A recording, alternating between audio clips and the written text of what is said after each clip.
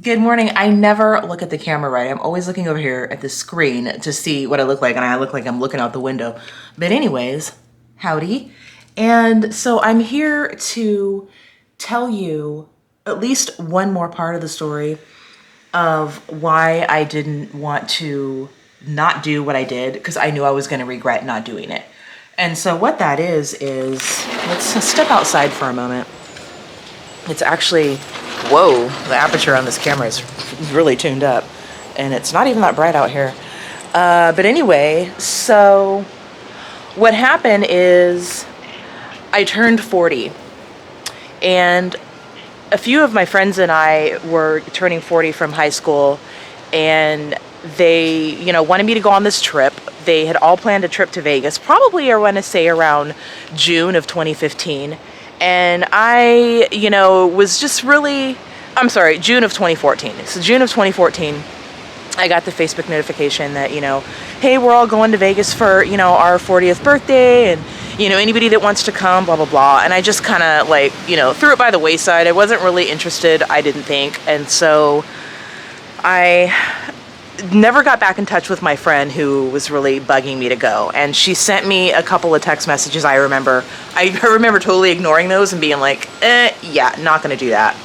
So anyways, needless to say, woo, that's bright. So I actually went to Las Vegas, but here's how it happened. So my friend that had wanted me to come on the trip really bad, she actually, at the time, I was selling jewelry at the flea market every weekend. And so a lot of people that I knew from this small town would come to the flea market. And so my friend had petitioned some of her friends that knew me to come and basically beg me to go to Las Vegas for this trip that was going to be in January of 2015. Right when it was at the peak of my job. I was a tax preparer, but I was also the franchise branch manager, or a franchise office manager, and I had a lot of responsibility, so I wasn't really sure if I was going to be able to cut it. And plus my boss's wife was having health issues at the time, so I was really just not that excited about going. And it was December. I mean, the trip was literally going to be in 3 weeks or so, and my friend was like, are you going to go? Are you going to go? And just out of the blue, I booked a round trip ticket from my town so that I wouldn't have to drive another 2 hours after I got off the plane. And I was there in about an hour and a half, 2 hours. And all I remember is it was about midnight when my plane landed, and it was dark, and it was so pretty. The city lights, I was like, oh my God, this is my town. I'm living here. So I got off the plane and met my friend at the hotel room. We were actually staying at the Excalibur, which I was terrified of because I do not like heights. And we were up on, the 900th floor or something ridiculous like that. Anyway, so I had the time of my life, though, in that 36 hours or whatever it was that I was there. It was so fun. And, I don't know if people have told you, but at certain points in your life, I don't know if this is for guys, but I know for women, at certain stages of your life, you become different. You become stronger, or maybe weaker for some. But for me, it was I became way stronger, way more confident in myself. And now that 9, almost 10 years have passed, I have become a completely different person. Maybe I was this person all along. It's just now I'm letting it out. And so anyways, I had a really great time, and I came back, and I was married at the time, and a few weeks went by, and I thought about it, and my husband, who is now deceased, that's another subject too for another day, but anyway, at the time he was still alive, and it was going to be Valentine's Day, and I remember that it was the day where we both knew that we had something to talk about. And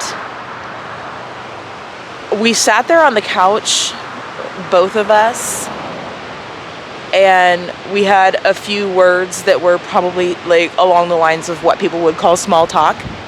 And I just said, I want a divorce. And he was sitting there with his hands crossed, looking out into something in the living room. And I remember I was sitting on the right-hand side of him, and I looked over to the left, and he says, "I don't blame you." So after I told my husband that I want a divorce, that was what he had to say to me. So obviously both of us knew that it was over at that point.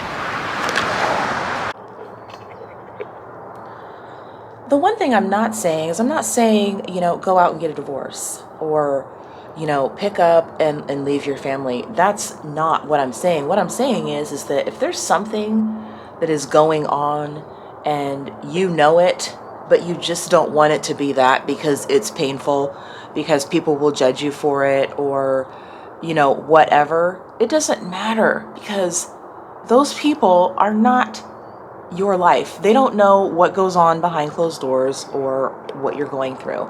And that's the case for every single one of us on earth.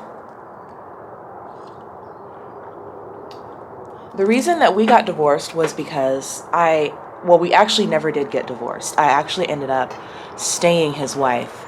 But I did become involved with someone else. And I know people are going to judge me for that. And that's fine. I'm not putting myself out here to be judged. I just know that it's going to happen because it happens when I'm not on camera. But anyway, so I decided to leave, and Las Vegas was the place that I chose to make it happen. And like I said, I did have a really good time over there. And when I moved over there, oh my gosh, it was life-changing, you guys. I mean, I started from the bottom again, because when you leave a marriage, especially if you leave a marriage where there's any money involved, and we didn't have a ton of money, but my husband was a contractor and he made a decent living for us. And so I knew that me moving was going to drastically change my income and my security level in the financial area. The hardest thing for me was when I had to really leave, when I had to make the decision on whether or not I was going to leave my daughter, who was 10 at the time. I did try to ask her, I asked her to come with me, and she wanted to, because, she lived with us. She knew exactly, how her dad and I were, as far as like observing. Of course, kids never know everything. And I got all the paperwork together, the separation paperwork and all that stuff ahead of time. And then she decided to write me a note one day and hand it to me and tell me that she had decided to stay with her dad. And, of course, I was heartbroken. That was the hardest thing that I had ever done in my life, was that.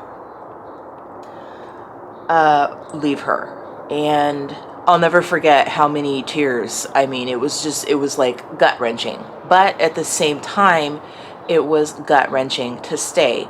And I knew that this was the point where I had to make a decision and stick with it, or, there was going to be some regrets. And I didn't want to regret anything. I knew that staying in this dry marriage, in this dry town, that, like, there was more out there. And I'm not saying like I wanted, like luxury and, like this huge lifestyle or something like that. That's not what I wanted. I just wanted to experience something that I wanted to do, and I didn't want to not do it because other people were going to say something about it. And believe me, they did. They were like, "Oh, you're moving to Sin City, and there's no kids over there." My husband, he was so mean to me. Oh my gosh, he was totally mean to me about it. And he actually convinced our daughter, which I knew he did. He conned her and told her all this crap in order to make her feel bad so that she would stay with him. I mean, it didn't work. I didn't use any of those tactics. I let her make her own decision. And when she was 12 years old, about a year and a half later, when I was pregnant, actually, she decided to come and stay with me and my new living situation, which was tumultuous. And that's another story for another day. But I did make the decision. changed my life in a lot of ways. I wanted to move someplace fun. And like I said, you know, Las Vegas is a very fun place. It's not for everyone. I did happen to know some people there. I didn't just go over there on a whim and, you know, like hope I, you know, made it. The one thing that I can say I wish I would have done a little differently is I wish I would have did a little more financial planning. But it still worked out. I had enough money. I had, you know, was a teen mom, so I'm pretty good at budgeting and having savings and stuff like that. So I had enough money to do what I needed to do over there, and I got a job and, you know, just kind of had fun. And I'm going to tell you guys about that on another day. But I made this video to say, do not make a move because you're scared of what other people are going to say. Because you know what? Those people are saying things right now and you don't even know about it. People, you can't change people. You can't change their mind.